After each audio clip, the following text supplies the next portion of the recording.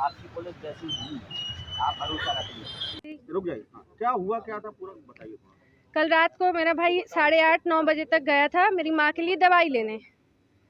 पता चला, सूचना मिली कि उसके साथ एक घटना घट गई है, घटना हो गई है उसके साथ एक। उसको जिला अस्पताल ले गए हैं वहाँ से।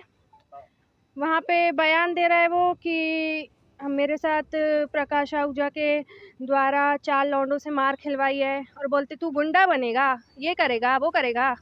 हाँ, दीपक मोटवानी है, मोहित धामेजा है ये, और ये महेश आडवाणी है, किस चीज की आकाश पोपटानी, ये सब कौन है?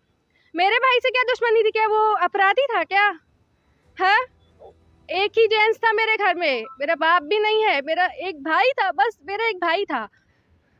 फिर भी उन लोग ने उसको छोड़ा नहीं। वो कोई अपराधी नहीं। आए दिन पुलिस आती है घर में उसको परेशान करने, लेडीज अकेले ऊपर तक रूम तक चढ़ाती है। मैंने 3 बार 181 में कंप्लेन की है, क्यों नहीं मेरी दर्ज हो रही है? गरीब है तो कुछ नहीं, उसके पास पैसा है, प्रकाश आहूजा को कुछ भी करेगा। कैम्प में तड़प तड़प के मरा है वो। कोई एक जना ऐसे पब्लिक में हल्ला नहीं किया कि कोई पुलिस बुलाओ उसको पकड़वाओ। क्यों किया गया ऐसा? किस चीज का कुछ विवाद बताया कि किस चीज के लिए मारा? कोई विवाद नहीं था। वो 3 दिन 1 महीने से इंदौर में रह रहा था। 3 दिन पहले आ रहा, मेरी माँ का इलाज हो रहा जबलपुर में, वो देखने आया था। वो है शुगर पेशेंट, है ना, डॉक्टर उनको भी जवाब दिया। एक जवान लड़का रहा उसका, उसको बेचारे को देखने आया था। वो जाने भी वाला था 2 दिन बाद बैग पैक करने। क्या काम फिर करते ये थे? रात में उसके साथ ऐसा क्या हुआ? उसको इतना मारे, कूद कूद के मारे उसके ऊपर, पत्थर मारे उसके सर पे। उसकी मौत सर के चक्कर में, इंटरनल ब्लीडिंग हुई उसके नाक से। वो जिंदा पड़ा हुआ है, पूरा मरा हुआ है। अभी भी आप देखोगे तो उसके नाक से पूरा खून आ रहा है। दीपक मोटवानी ने मारा है। वो बोल के गया है जाते जाते, लास्ट टाइम ज्यादा बोल नहीं पा रहा था पर नाम लिया है।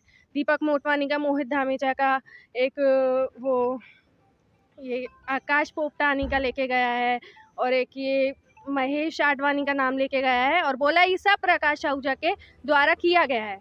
क्यों? वो तो सिंधियों का वो है ना, फिर उसको बचाने क्यों नहीं गया? क्या काम करते थे भैया आपके?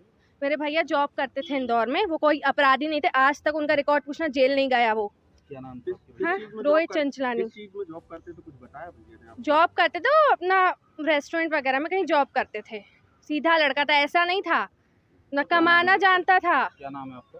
वसूली थोड़ी करता था वो। क्या नाम है आपका? मेरा नाम है कशिश चंचलानी।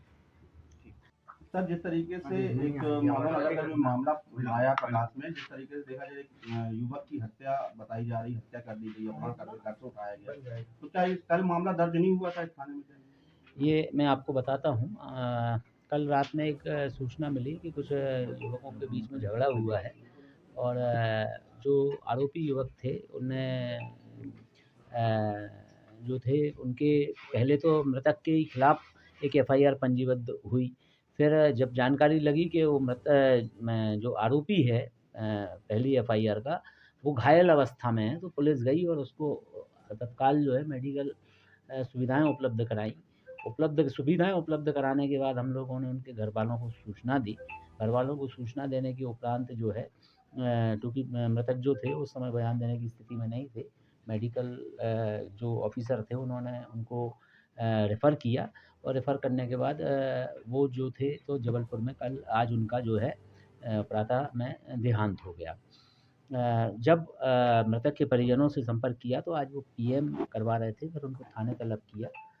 थोड़े से आहत थे, इस वजह से वो फ़ोन भी नहीं उठाए उनने हमारे, और फिर बाद में उनको थाना लेके आए हम लोग, और थाना पे उनका एफआईआर पंजीबद्ध किया, और इसमें 4 लोगों के खिलाफ एफआईआर हुई है, जिसमें दीपक मोटवानी, मोहित धमेजा, महेश आडवाणी और आकाश पोपटानी के नाम हैं।